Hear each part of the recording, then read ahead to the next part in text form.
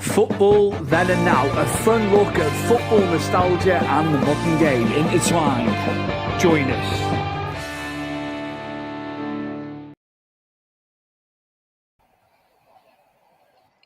We are back. This is episode 51 of Football Then and Now. A look at modern topics and nostalgic topics as well. I'm waiting there right beside me is my cousin and co-host Chris Hume, back for episode 51 of the show. How are we, mate? Just chilling. Just, getting my sleeps in before tomorrow when I'm back on nights again. We'll have a good episode today, mate. Got plenty to get through. On this day in football history returns, Chris. It wasn't here last week. We had Mike Richards of the Unholy Trinity on the show, but you are back. And have you got a fantastic article for this week's edition? I don't think there's, I don't really need to go into too much. I guess I'm sure that everybody knows, what happened in this scenario. And I think we can discuss this because we lived through it for once, on this day. We can remember all this happening. I think everyone knows what Dunk did before he came to Everton, and it wasn't too far before he came to Everton. And as you see, he kind of headbutted. If you actually see the actual replay of this headbutt, it isn't like over the top. And he did a lot worse to players when he played for us. Let's put it that way. I was shocked to think that that he got done with assault, and then obviously he was on loan with us, wasn't he? He got sent to prison, and it's, as it says there, he lasted 44 days. First of its kind, Stu, and it's something I've not seen before, if I'm honest with you. There's a lot of fallouts in football, and people do get hit, don't they? But you don't normally get players sent to prison, for smacking one another. So Dunks was the first, as far as I know. Anyway, if anyone in the comments or was watching this can tell me something else that a player's done and been arrested for it on the pitch now, not outside of the football realms. Please tell me. But as far as I know, this was the only time a player hit a player and got sent down for it. But Dunk was, he was our hero, and looking back at it, like I said, it wasn't a bad headbutt. If anything, it was more of a soft one, and he did worse for us. You ask. Paul Shana, how that punch was to the stomach, or when he grabbed Stefan Freud by the throat, and his eyes looked like they were going to pop out. He did a lot worse for us, and this is what I mean is I don't understand the thought process of when he headbutted that next day here for Rangers, and he got sent down for it. Just it's baffling in a way, but that was Duncan Ferguson, and if he got pissed off, sometimes he'd lash out. In a nutshell, mate. But then we got lumbered with the ban, and obviously him being imprisoned as well. By the time we signed him, and he came to the club in the summer of '94, he served them 44 days whilst he was on the, he was an Everton player, wasn't he, as well? But the fans sent stuff in, didn't they, to him and all that? He had all sorts of stuff sent in to him, I think they wanted to throw the rule book at him and make an example of him. It was the first person to do it. I think, rightly or wrongly, there's going to be people on one side of the fence and people on the other side about, you're going to hear people say, well, he should have gone down. Other people saying, well, no. But I think it was, let's make an example here. If you're a sportsman and you do that, you're going, you're going to serve some jail time. But he was still beloved, wasn't he? Regardless of what he did. You're saying about what he did.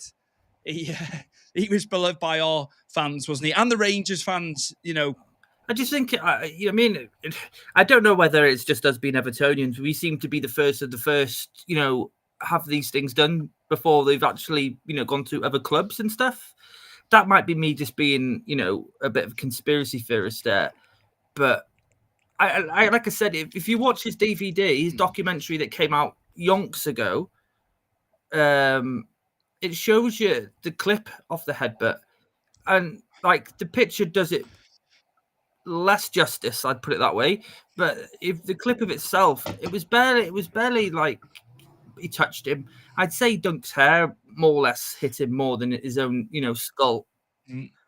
But yeah, examples made, and Everton seem to be the team that gets these examples made about. But then again, Stu, it's my conspiracy. Yeah. On that little bit of verbiage there, the text, like they're saying, there was previous convictions as well on top of that. So they were almost waiting for him, separate things that had gone on. But again, he's like he said, he's one of the lads, isn't he? When the robberies happened, and obviously Stubbs was on under the caution. Yeah, I've seen or listened to Alan Stubbs.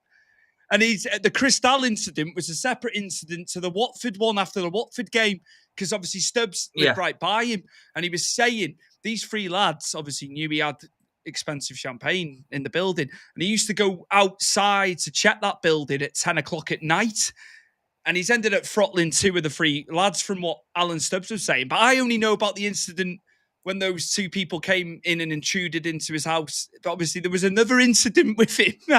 Well, I think Alan Stubbs said he punched one and knocked them spark out, didn't he? And that's, again, it's just dunking at you. I think when we heard him last year, was it the year before? I can't remember what show he was on. Him, he sounded quite upset because as he keeps saying, "I was one of the lads." I thought I was one of the lads, but it doesn't necessarily mean it was Everton fans doing it. People from all walks of life, if they want to rob from you, they will rob from you. That's it. But yeah, fantastic. Great segment, Chris. Of course, another great nugget. I don't want to jinx it because we talked off camera. I said these are coming in great now. We had the World Cup being stolen in '66. Pickles the dog. Now we've had our hero Duncan for a situation that it was wrong what he did. But not before people start jumping on. You're defending him. We understand the severity of it, but I think he was made an example of being sent down for that 100%. I imagine, Steve, just a button quickly. When we do on these days, he's going to appear quite a few times because, I imagine we're going to land on a day he's been sent off for punching someone. Definitely, 100%. There was always stuff going on. Freddie Bobic got it as well. That was another player in the Premier League. Give him some as well. That was Dunk, wasn't it? But we're going to move on to tonight's game at 8 o'clock. It's the second leg. It is Real Madrid versus Arsenal. Arsenal take a 3-goal lead into this game. Chris, I think if Arsenal get a goal, I think they're done. But we know how well Madrid play at the Bernabeu. That's an old folk with the Bernabeu there, I think, because they've got the retractable roof, of course. It's been done up. I just think if Arsenal get a goal, I can't see Madrid scoring 5. I just can't see it. If Madrid put 2 in and it's them 3-2, I think they've got one hell of a chance of doing it. What do you think? What's your psyche with it? Who do you think is going to get through to the semi-final? Well, to be honest with you, can I go to the first leg? I wasn't expecting Arsenal to walk away with that 3-0, and they shut down most avenues for Real Madrid at the back as well. Obviously, we played them the week before, didn't we? And they were quite shaky at the back. Not this time. They completely closed down Mbappe, which everyone's going to go to him, aren't they, to make some sort of impact. He was barely in the game.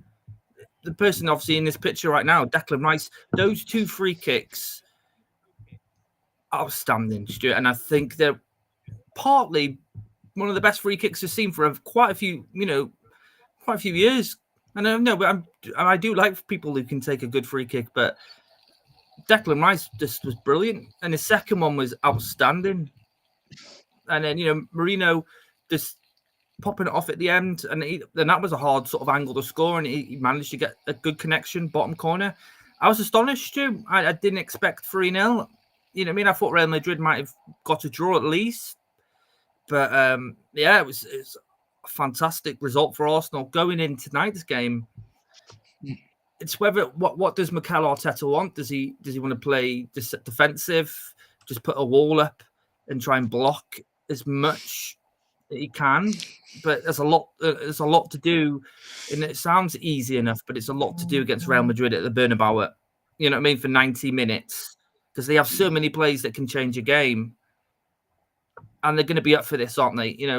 We've had Carlo as a manager, and we know what he's like. He doesn't like these sort of things, so he's going to get them firing. But it's whether or not the damage hasn't already been done. But as you said, if Arsenal get a goal as well, yeah, it changes everything again. I think if Arsenal can carry on from when they played them last week, obviously they're not going to be too adventurous, because obviously they can get picked apart. Sorry, at Bernabeu. But if they play countered football here, I think they could probably score, as you say, go through. Definitely. Mbappe, you were saying about Mbappe. I've just been reading up while you were talking there. He is not banned for tonight's game. He'll be banned for the game against Bilbao on the weekend, on Sunday. Right. So that one match ban, I think it was in the Copa del Rey where he got it. It's just for obviously for that, or for a domestic fixture. So Mbappe will play. 33 goals now in 49 games for Mbappe. Had a slow start on the goal front early on, but he's been fantastic. And, when they're firing, Chris, I like Valverde as well. I think he's been brilliant for him. He's been so good. He's been so good and so good on the ball and pulling the strings. Madrid have come back in games. We know this. They've got it. It's in there. But Arsenal, I just feel if Arsenal can just play it their way as much as they can, I think they're not going to see as much of the ball, are they, as they saw last week. I wouldn't imagine being there. But I just think if they can get that goal, Chris, and they're then 4-0 up, or they've got 4 and Madrid may have got 1 or 2 in, I think it's going to be very, very hard for Madrid. I just can't see past that. Thomas Partey is fit. Ben White is fit. So obviously centrally it'll be Partey, Odegaard and Declan Rice. So they're strong they're very strong. And Mikel Merino, who came on late on the weekend, I think he didn't start him because he had this in mind. It's likely he will start. I could see Trossard. I think Trossard, he's been on the bench a lot, but I think he's good for a goal. Trossard. It wouldn't surprise me if he played him. It wouldn't surprise me. I might get shot down by some. I don't know. There. Would you go Martinelli and Saka? Would you on the wings? I think just because they're more experienced in the way that they played enough Champions League games. I like Trossard. Don't get me wrong. And we've seen it enough through. When he played for Brighton, before he came to Arsenal, he was always good for a goal. I think Trossard's a good player to bring on in the last, I'd say, 15 minutes. If it's very open, and I think someone like Trossard can, if you took him off, say, Martinelli, I'd say like in the 75th, 80th minute, and let him, have a go. I think, that'd be more wise, because I think I'd rather go with Martinelli and Saka on the wings. But it's going to be an interesting game. Don't forget Real Madrid were without Camavinga as well. He got sent off, didn't he, in the first leg? I think it was Camavinga, wasn't it? Yeah, it was Camavinga. You are right. So, but then again, Real Madrid have got so many talented players. I know Camavinga is one of the top players there, and he was dead good in France before he went to Real Madrid, even at a very young age. But they've got enough players that they can replace. I think for Arsenal in this one, it's just they have to keep it tight, because as we've just alluded to, there is Real Madrid they've got players that can pop up out of nowhere and score goals. You've got Jude Bellingham there, who I didn't really think had a good game at the Emirates.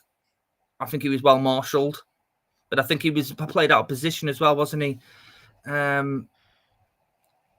It's definitely going to be different, obviously, because they're at home.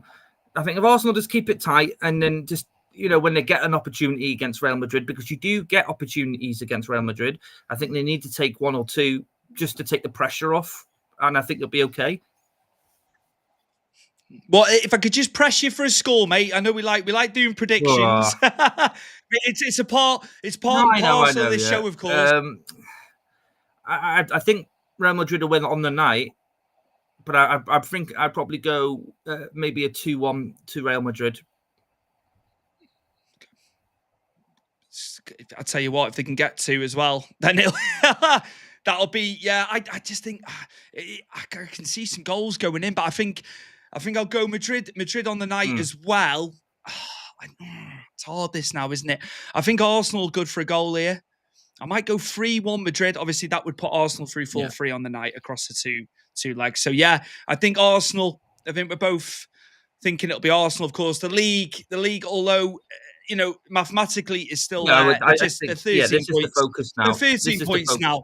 They've drawn so many games, mate. They actually haven't lost that many games. I think they've lost 3 all season in the league, which isn't bad, really.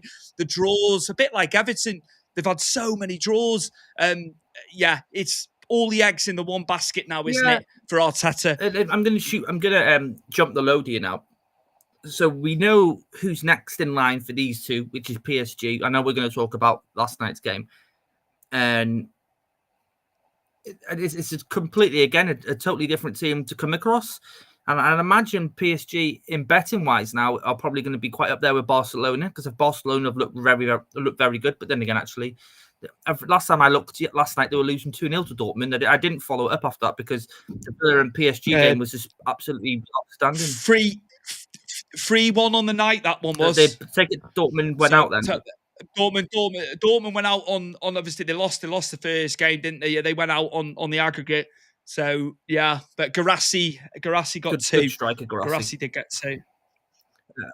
Champions League betting. I'm just gonna have a little look now. As of last week, before the first legs were played, PSG and Barca were favourites. I thought that would remain. No, you would think so, wouldn't you? You would think so. Off the back of that, I'll just have a look. Just have a quick little nosy, just to see what the latest ones are. I'll go to Odds Checker now. We'll have a look. Please gamble responsibly, as we always say on this show as well. Gamble responsibly. 11-5 Barcelona, PSG 9-4, so quite tight. It's quite close. Then it's Arsenal, then Inter Milan. Now, Inter Milan, a lad in work was saying, they're going under the radar. Inter Milan, they were finalists 2 years ago against Man City. They only just lost 1-0, didn't they, in that? Bayern Munich 16-1, Chris. Real Madrid, right at the bottom, of course, off the back of this tonight, being 3-0 down, of course. They're 20-1. But yeah, it's still Barca and PSG. Barca have scored a lot of goals in the tournament. Yeah. They've been putting 4s and 5s in throughout the whole tournament, haven't they? So they've picked themselves back up you're again. right. It's a difficult one. Say if Arsenal get through Real Madrid, PSG again is, as I know we'll talk about Villa and PSG in a minute, but PSG as a whole, Luis Enrique's completely changed the philosophy at Paris Saint-Germain, and using youth players, bringing youth players in, signing younger players, more energetic players on egotistical, and it's horrible to say, but when they had the Messis, the Neymars, the Mbappes, it's like it's very me and me only, isn't it, kind of players, and they didn't do enough for PSG in this competition, in Ligue 1, fair enough, but I think they're much better since all three have gone. And I think everyone can see that. And I think they can see that, the way they played against Liverpool, and both games they were fantastic in. But yeah, say now Arsenal get through, it's another tough opposition for them. I know, but I know they're saying you got to beat the best to win and all that, etc. But it's a different team with a different outlook. It's all thoroughbreds going into these semi-finals, isn't it? It's all, again, I think Bayern are 2-1 down, aren't they, going into this tonight against Inter? Late goal from Inter, of course, but again, don't write Bayern off. I know they've got to go to the San Siro tonight, of course, and the finals in Munich as well. They're going to be going like the clappers tonight at the San Siro. That'll be an interesting game. And then, the finals in their home ground again, which it was in 2012, of course, when Chelsea beat Didier Drogba Munich with that late equaliser. Yeah, absolutely. Chelsea went on to win it. Roberto Di Matteo, of course. I'm just going to do something before we review Villa 3, obviously PSG 2, which was 5-4 on aggregate, obviously, to PSG.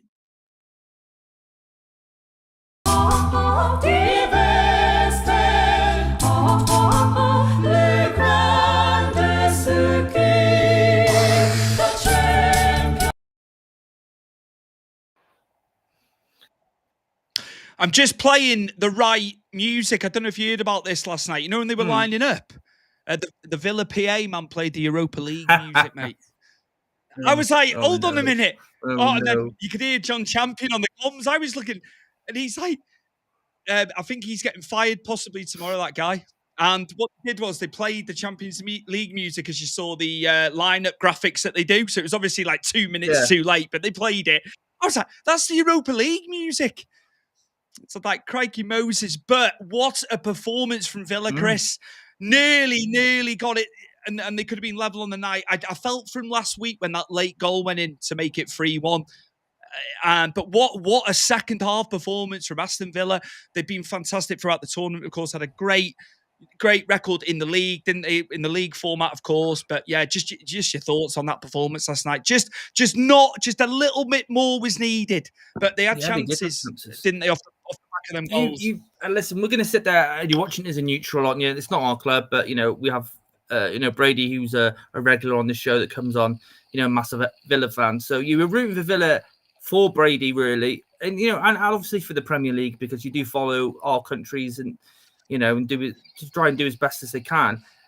Well, an outstanding game. If I'm just going to say it here, it's outstanding. It was what football was all about, and it was Villa just put everything out there, especially in the second half. The first half was a bit ropey.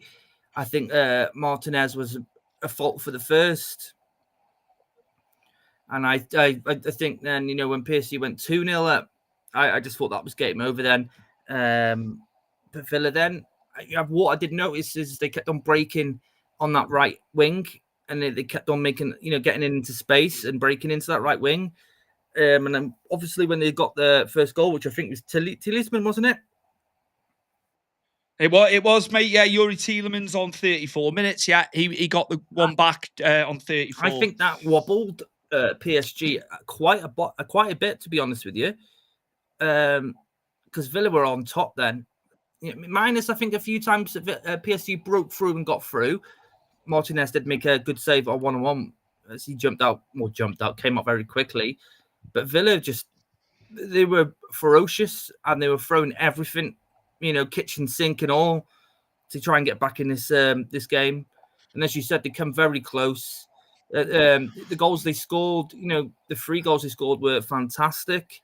And I think the Rashford one to Konsa was well played as well from the corner.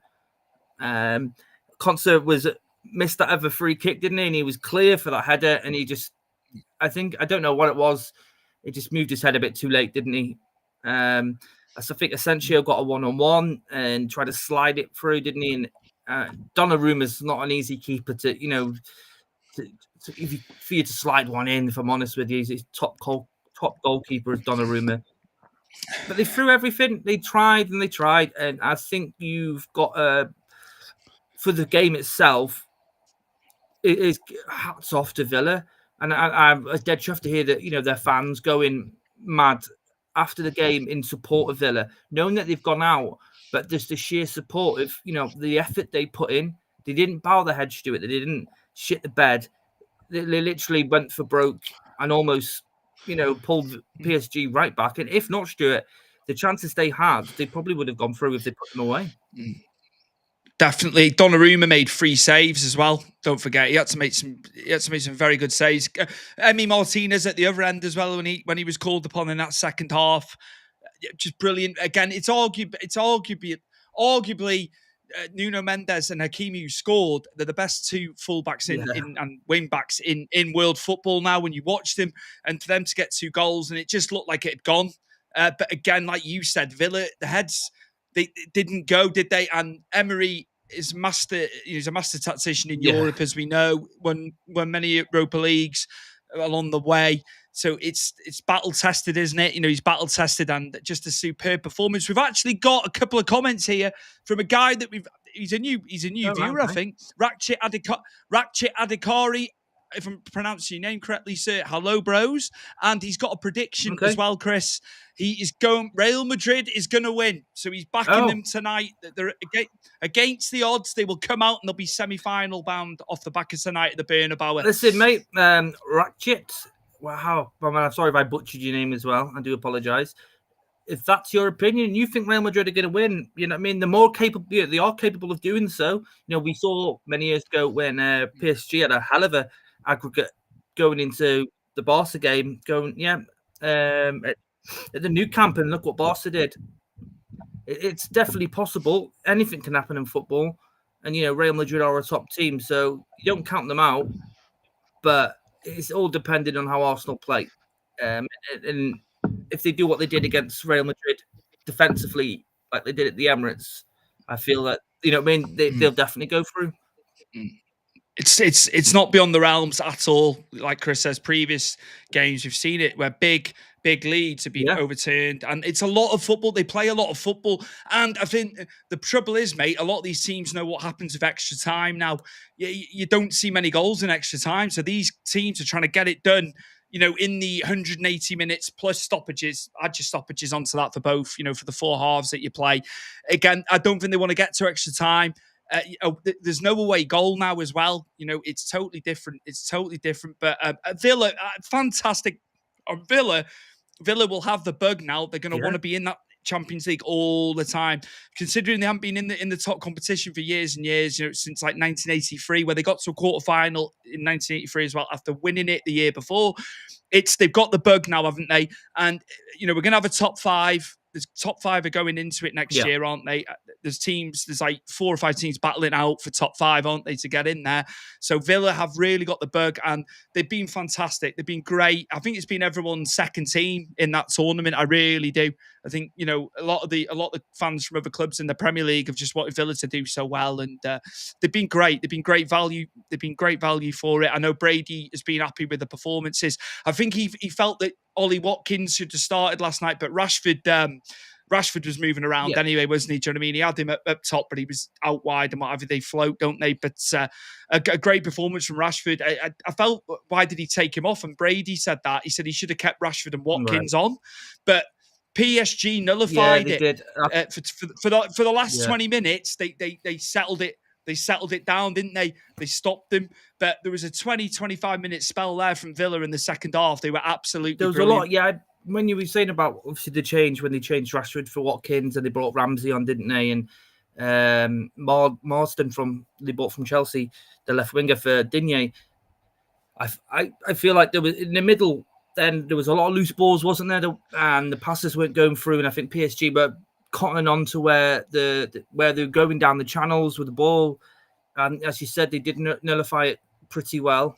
Again, that's a different PSG, because if we go back, Stuart, they probably would have crumbled completely, as we saw against Barca and previous, you know, late runs in the Champions League that PSG have had. But, you know, you take nothing away from Aston Villa here. I think they blew everyone's socks off in how they come back and how they pushed and pushed and pushed. And, you know, they wanted to be in the next round, whether it was Arsenal, Real Madrid. To me, it would have been a shame, because I don't want, you know, English clubs that, you know, to face each other. You'd rather the final, but, you know, that again is biasness. But you know, they've got to put their heads up and look at what they've done in this Champions League, because I feel like they've come in and they've beaten some massive teams. Bayern Munich for one, then that chip led by John Duran, and I feel like it's been absolutely an outstanding tournament for Villa, and I think other clubs can look at how Villa did this, because they didn't do anything different. They just played the Villa way, and as you say, Emery's a European master in these competitions, but you know, it's just one of them. They couldn't do it, but the fourth and fifth spot are completely open at the moment in the Premier League, you know, with the games remaining. So it's very possible you could see them, you know, reclaim a spot and be in the Champions League for next season. I think Forest are looking over their shoulders again. They had like a very sizable lead in third. You got City hitting form, of course. It really is. It's all to play for. I would say it's Villa, Chelsea, City, Newcastle, Forest. It's those 5 teams. Bournemouth are too far off now. They've all played the same games. Bar Newcastle, who play tonight. We're going to go on to that in a minute. Bournemouth from 48 points now, played the same games. Villa on 54. Chelsea in 6th, 54. They've got You got City in 5th with 55. Newcastle play again tonight. Could end up being 3rd if they beat Palace, but Palace have been brilliant. They've been in great form. They're on 56. Forest on 57, as I alluded to as well. So really, that is our exciting part to the end of the season. That's the one area everyone's going to be looking leading into the tail end of the season, because the relegation is the relegation, I'm afraid, barring some miracle. But again, I think Forest will be looking over their backs for sure. Very possible, Stu. They didn't look, at all good against us last week. I thought we bossed the game. We just, I know we won the game in the end, but we weren't clinical enough up to that point. And I thought Nottingham Forest were a shadow of themselves, considering of the results they've had all season and the teams that have come to their ground and have been beaten. We're talking, the Man Cities, the Arsenals, the Liverpools have all played there and have all lost. And I'd probably say experience is where it matters here, doesn't it? A player that can grab a ball by the horns and usher everyone to remain calm. They don't have that, do they? Because there's not a lot. I don't think there's any players there that have actually experienced being in 3rd in the Premier League for so long. And especially with everyone else behind them. As you say, Newcastle have got 2 games in hand as well. Obviously, without Eddie Howe, isn't it? Because he's in hospital. I think with pneumonia, isn't it? He's got. But yeah, it's going to be an interesting end to the Premier League, because we know that Liverpool pretty much won the league, and we know that mathematically, the relegation zone's pretty much sorted. So you are looking those last 2 spots. Well, actually, no, Stuart. I'd say the last 3 spots are probably I think where everyone's entertainment and interest is going to be before towards the end of the season.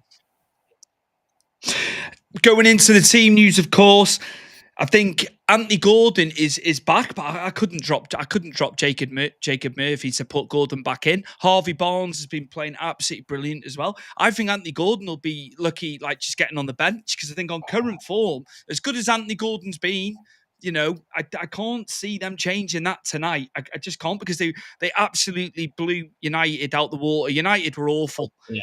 United were awful on Sunday. Let's make no bones about it. But Bruno Guimaraes, Tonali, Joe Linton, that midfield picks itself for me. I don't think Anthony Gordon will start the game tonight for Newcastle. Just like Jacob Murphy's been absolutely brilliant. He's been brilliant. Yeah, you can't knock him.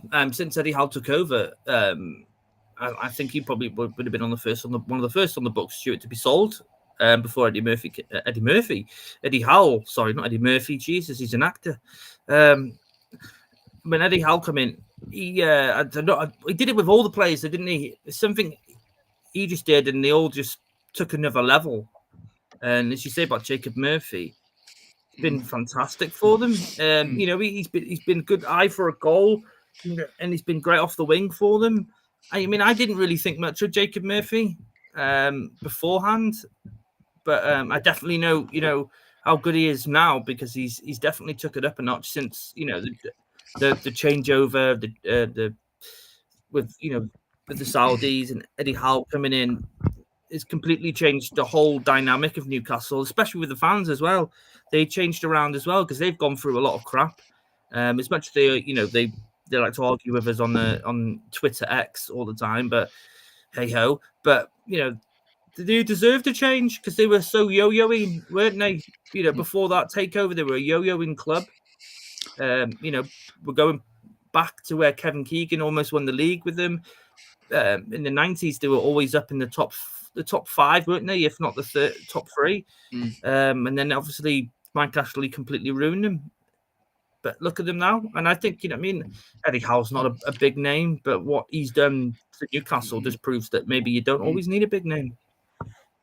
It's a state of mind, absolutely, with them. And Isak has been superb. Of course, we've talked about him so many times. But again, Trippier's come in, of course, as well. He's had to come in and fill in, because Lewis Hall is out. Lewis Hall has been brilliant, but Trippier again off the corners, the free kicks, all that. What he brings, he's still a fantastic player. Livramento's been brilliant as well. He's been really good, solid, consistent over the course of the season. But just going on to Palace, Mark Gay will be back tonight, so they're boosted by that at the back.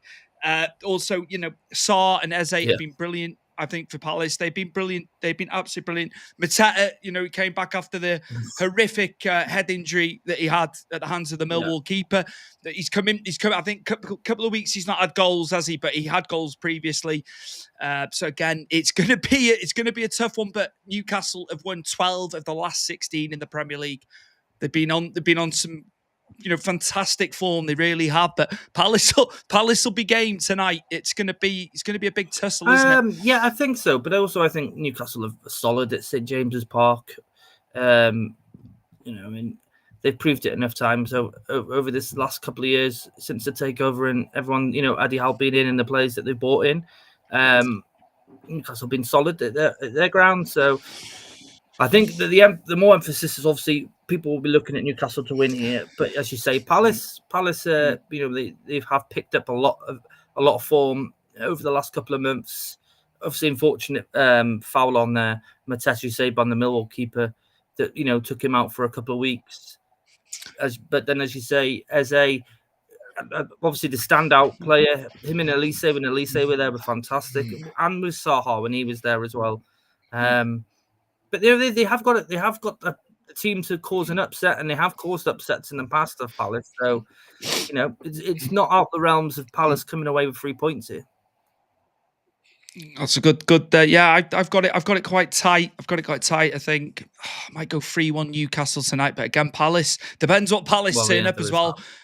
They've been brilliant. They've been absolutely brilliant. I think they'd be above. We were obviously averaging 5th spot under Moisey, aren't we? But Glasner even more. They've got even more points because we've drawn a lot of games, haven't we? But also we've won 5, drawn 6, and we've only lost 2.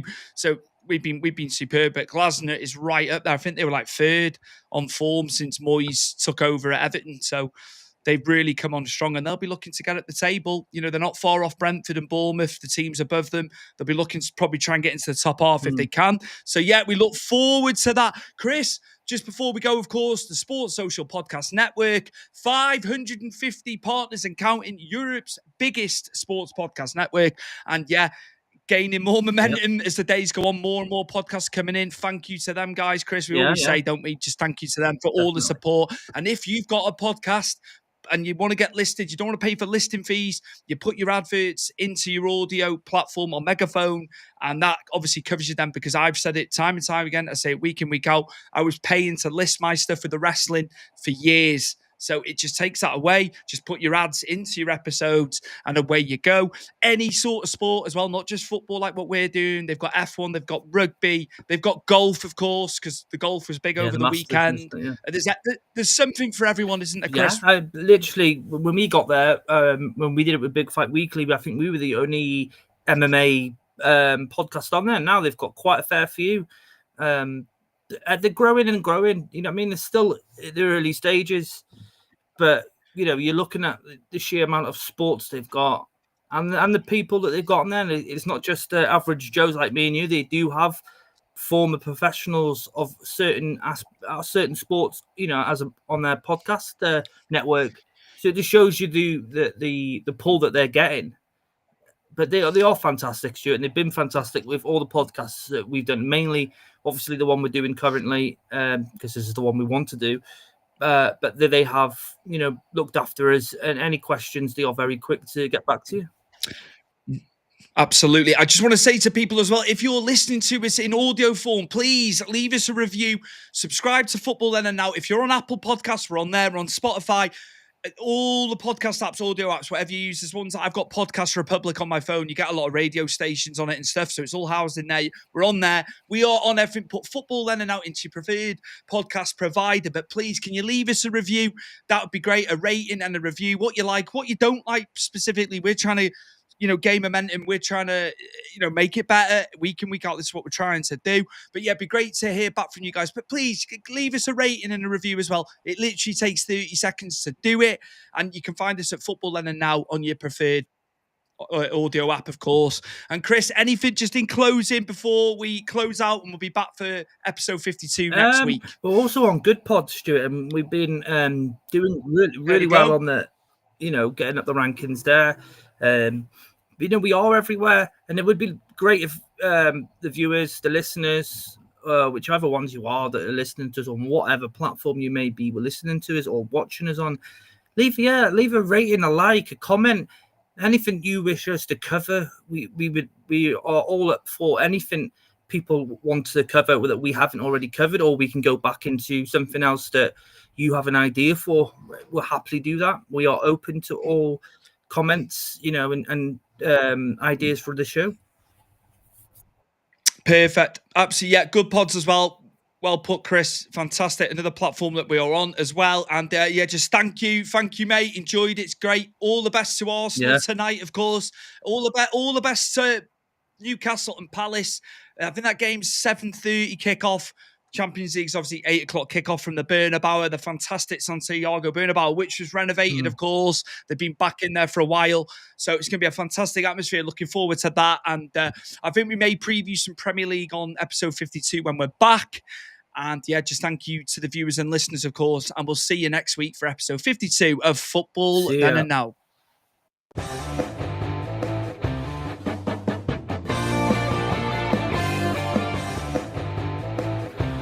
Football Then and Now, a fun look at football nostalgia and the modern game intertwined. Join us.